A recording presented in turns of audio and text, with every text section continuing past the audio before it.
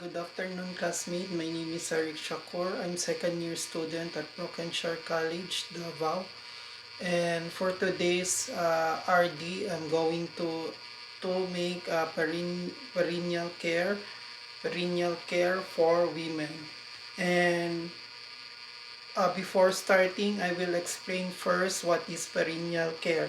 Perineal care is the washing and cleaning of the private area of the patient because the private area of the patient is prone to infection.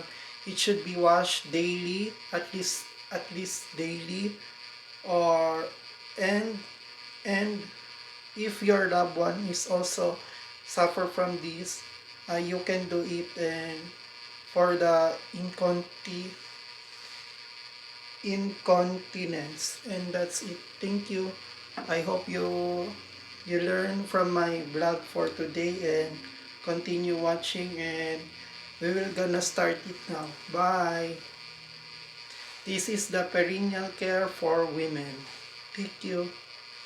Hi, good afternoon guys. And first thing that you will do in the perineal care for women is the assessment of irritation, excoriation, inflammation, swelling, excessive discharges, order pain, discomfort, urinarity, and fecal incontinence, and recent perineal surgery. Uh, this is the assessment. First thing that you will do to the patient in perineal care for women, and that's it. Thank you. And then number two for perineal care is the perineal care hygiene practices. You will ask the patient what are the practices and genital do. Whether the patient is experiencing any discomfort in the perineal genital area.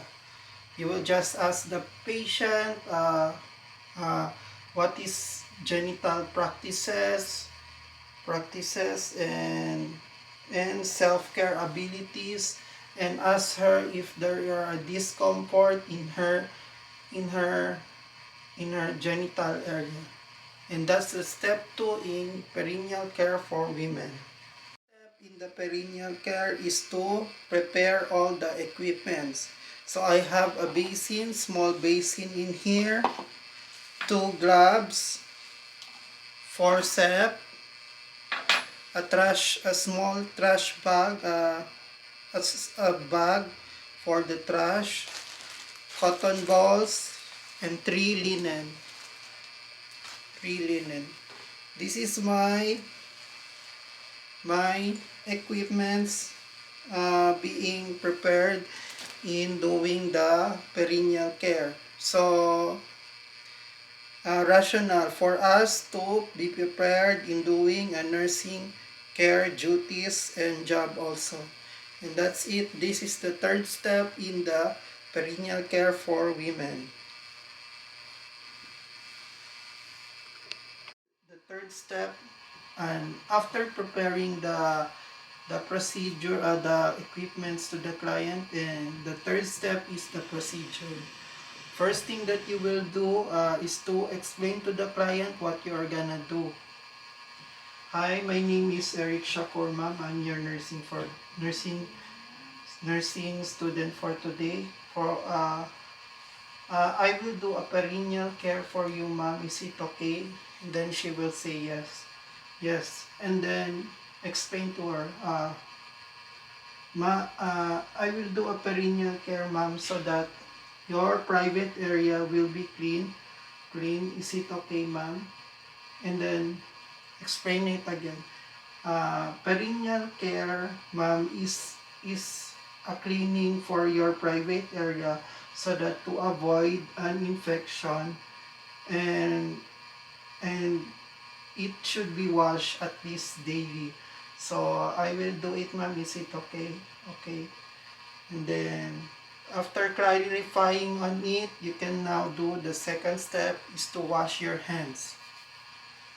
Since we have a basin already, we can wash it on our basin. And then after washing on it, dry on it, and you can now use the gloves.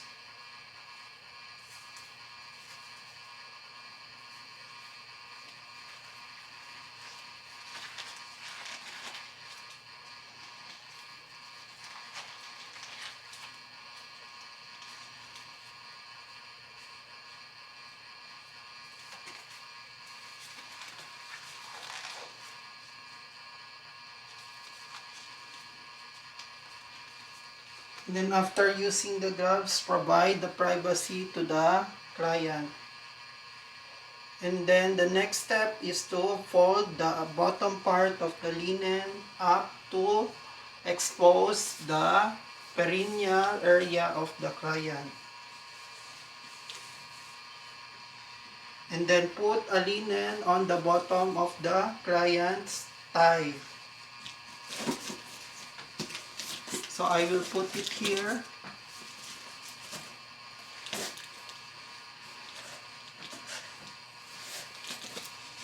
And clean the bottom, clean the upper thigh. So you will clean the upper thigh on here.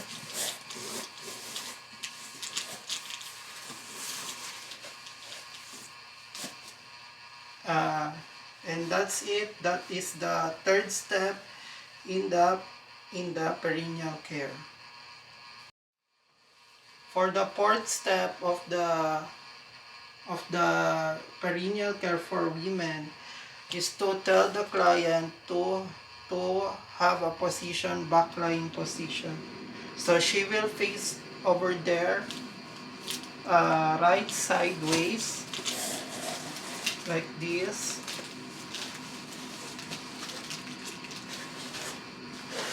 And then all you need to do here is to clean the upper thigh again.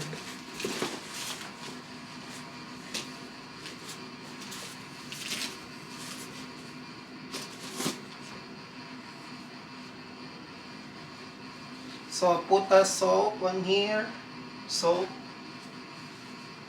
and then wash the upper thigh and lower thigh of the client.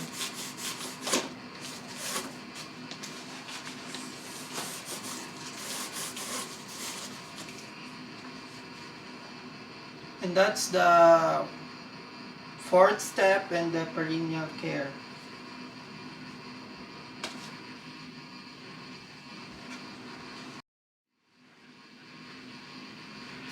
After cleaning the perineal, the thigh part of the client, or in the neck, in the fifth step is to clean the labia minora of the client. Put a soap on it, and then soap, and then dry. Make sure that it is not hotter, and then clean the labia minora of the client.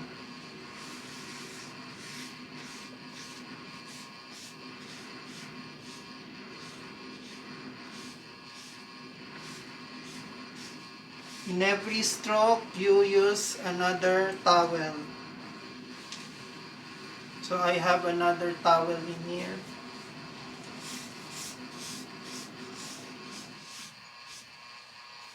And then the last part is to dry the labia minora. And that's the fifth step in the perineal care for women.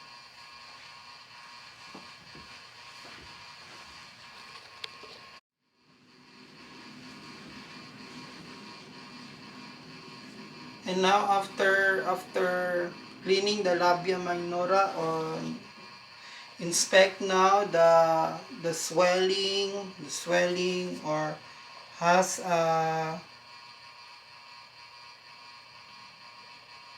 orifices for intactness.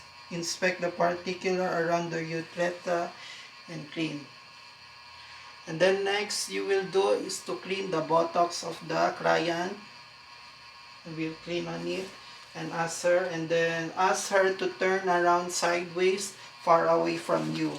This is to clean the buttocks of the client. Sideways again. I will clean her buttocks. Soap. And then wipes. Soap and then wipe the buttocks. Pay attention to the anal area. Dry well, and then dry well.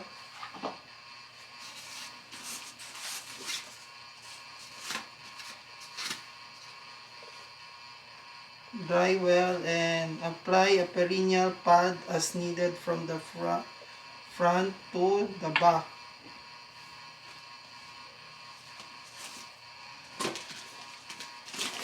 Dry it well. Then after cleaning the perineal area of the client, you will remove the bath towel on the bottom. Make sure that you dry her up. And the last part of the perineal care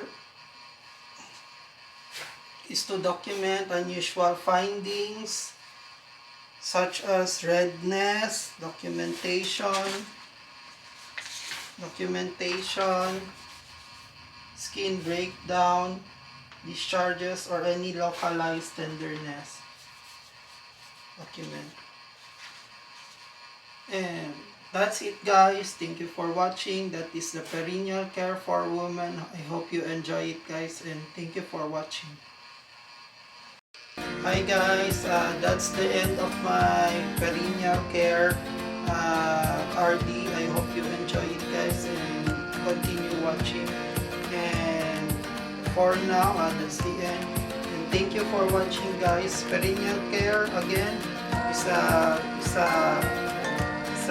washing your private area to avoid infection, because private area are prone for infection, so we need to wash it daily. And thank you guys for watching. Bye.